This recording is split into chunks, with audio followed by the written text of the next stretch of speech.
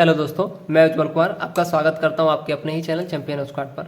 तो जैसा कि हम लोग स्टार्ट किए थे क्लास 7 का हिंदी बुक, जिसका चैप्टर हम लोग 1 कंप्लीट कर लिए थे, जिसका नाम था मानव बनो। उसका हम लोग प्रश्न अभ्यास सब कुछ कंप्लीट कर चुके हैं। अगर आप लोग वो वीडियो नहीं देखे तो डिस्क्रिप्शन में लिंक मिल जाएगा, आप वहाँ से जाके देख सकते हो। और साथ के साथ चैनल के प्लेलिस्ट में भी लिंक आपको मिल जाएगा, मतलब चैनल के प्लेलिस्ट में भी आप जा करके देख सकते हो। तो चलिए आज हम लोग चैप्टर 2 करेंगे, जिसका नाम है नचिकेता। ठीक है, इसका हम लोग ये पढ़ेंगे नहीं, हम लोग इसका प्रश्न अभ्यास को करेंगे। प्रश्न अभ्यास करने से पहले हम लोग इसका शब्दार्थ देख लेते हैं। शब्दार्थ देखना बहुत जरूरी चीज़ है, क्योंकि आने वाले समय में हम लोग, जैसे कि बहुत लोगों को लगता है हिंदी हल्का है, ऐसा नहीं है, हिंदी भारी है। उसको समझने के लिए हम लोग शब्दार्थ को समझेंगे। ठीक है, मतलब शब्दार्थ हमें याद रहेगा तो हिंदी भी हमारे लिए आसान होगी। ठीक है, चलिए तो हम लोग इसका देख लेते हैं शब्दार्थ को। अगर जिनको आगे नहीं रुकना है आप आगे स्किप कर दीजिए और सीधा चल जाइए आप लोग वीडियो क्या आता है क्वेश्चन आंसर पे। ठीक है, चलिए। सरसों मतलब हजारों, दृढ़ता मतलब मजबूती, आगाध मतलब आता, प्रतीक्षा मतलब इंतजार, निष्फल मतलब व्यर्थ, निष्ठा मतलब श्रद्धा एवं भक्ति, सहनसु मतलब सहनशील, प्रीत भक्त मतलब पिता का भक्त, उसके अंदर स्वप्न मतलब स्वप्न दृढ़, निश्चयी मतलब पक्का इरादा करने वाला, संपूर्ण मतलब पूर्ण होना, आहुति मतलब हवन में अग्नि को समर्पित की जाने वाली वस्तु, संबल मतलब सहारा, प्रवृत्ति मतलब आदत, अनायास मतलब अचानक, अनुमति मतलब आज्ञा, न्याय संगत मतलब न्यायपूर्ण। इसी प्रकार से संकल्प मतलब इरादा, मुक्तिदात्री मतलब मुक्ति देने वाली, प्रास्थान मतलब कुछ, निरुत्तर मतलब बिना उत्तर के, शोक मतलब दुख, प्रयास मतलब कोशिश, सौम्य मतलब सुंदर, क्रमनिष्ठ मतलब कर्म करने में विश्वास, परिचित मतलब जान पहचान, और लोभवश मतलब लालच के कारण। ठीक है, चलिए तो हम लोग यहाँ तक देख लिए। अब हम लोग इसका प्रश्न अभ्यास करेंगे। प्रश्न अभ्यास 1 से हम लोग देखते हैं। प्रश्न अभ्यास 1 में क्या कर रहा है, पाठ से प्रश्न अभ्यास 1 में कह रहा है, प्रश्न 1 में कह रहा है नचिकेता कौन था। तो इसका हम लोग उत्तर लिखेंगे, नचिकेता कौन था।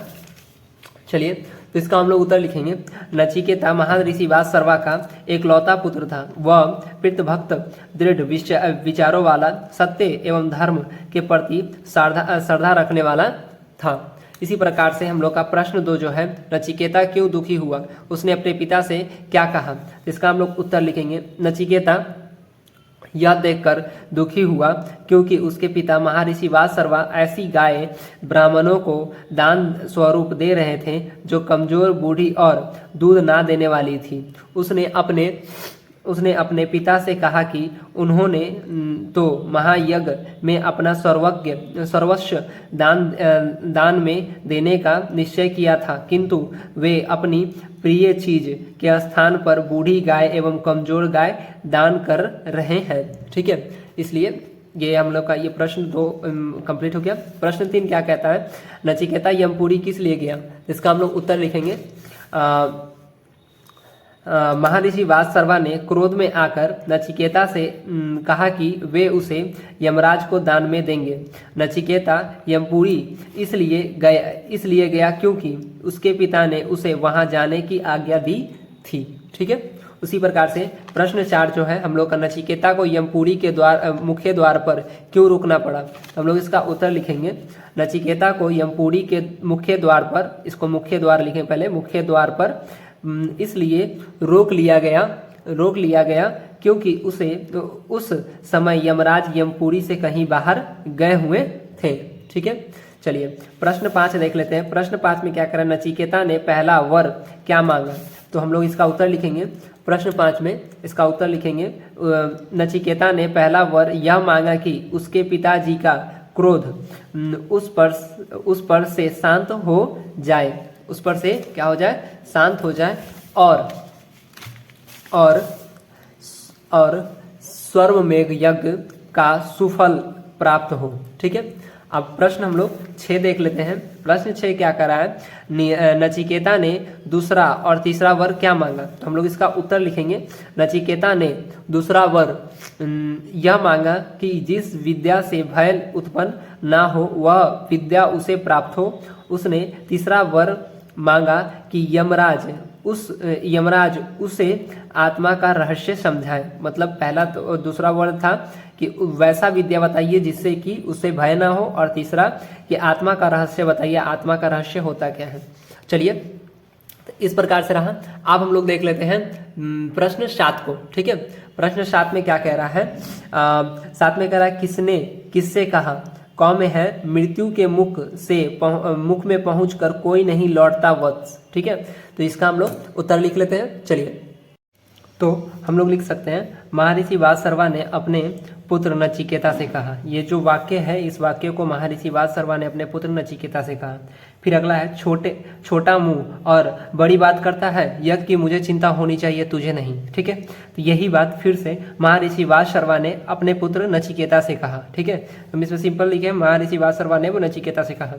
फिर अगला क्या करा, आप तो यमपुरी जाने की आज्ञा पहले ही दे चुके हैं, अब कुछ भी कहना मेरे लिए निरर्थक है। ठीक है, तो ये जो बात है ये कहता है नचिकेता ने अपने पिता महर्षि वासर्वा से कहा। ठीक है, चलिए, तो यहाँ तक हम लोग का कंप्लीट हुआ। अब हम लोग देख लेते हैं पार्ट से आगे। ठीक है,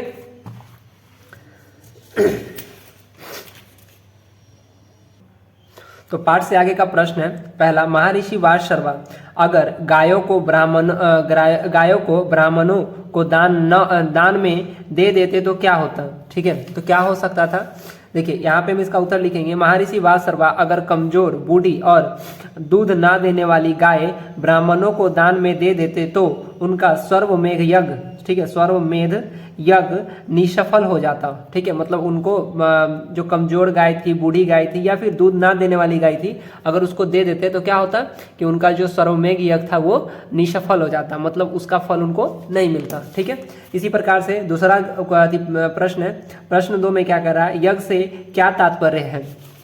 इसी का हम लोग उत्तर लिखेंगे,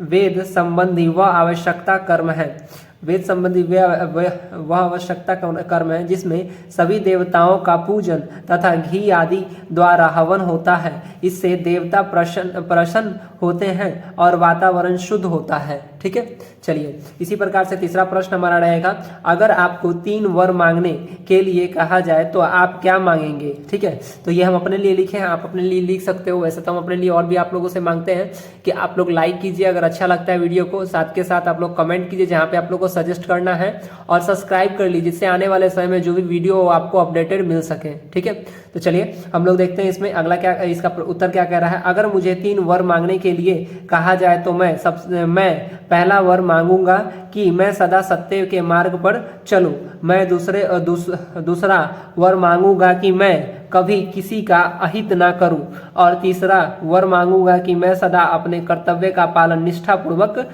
करूं। ठीक है, तो ये तक रहा। अब हम लोग का प्रश्न 4 देख लेते हैं। प्रश्न 4 में क्या करें, नचिकेता साधु प्रवृत्ति का था, साधु प्रवृत्ति से आप क्या समझते हैं। तो इसका हम लोग उत्तर लिख सकते हैं,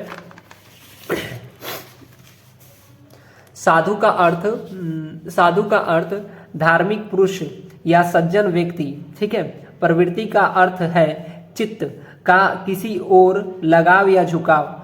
साधु प्रवृत्ति का तात्पर्य है कि वह व्यक्ति जो सज्जन हो, जिसका लगाव धर्म की ओर हो तथा अपने कर्तव्य के प्रति निष्ठा हो। ठीक है, तो इस प्रकार से हम लोग अभी तक यहाँ तक कंप्लीट कर चुके हैं। अब अगले वीडियो में हम लोग व्याकरण को देखेंगे, जो कि हम लोगों का व्याकरण जो होगा यहाँ से स्टार्ट होगा और यहाँ तक हम लोग का खत्म होगा। तो चलिए हम लोग अपना अब अगले वीडियो में मिलते हैं, जो कि हम लोग का व्याकरण रहेगा। तो वीडियो देखने के लिए आपका बहुत बहुत धन्यवाद।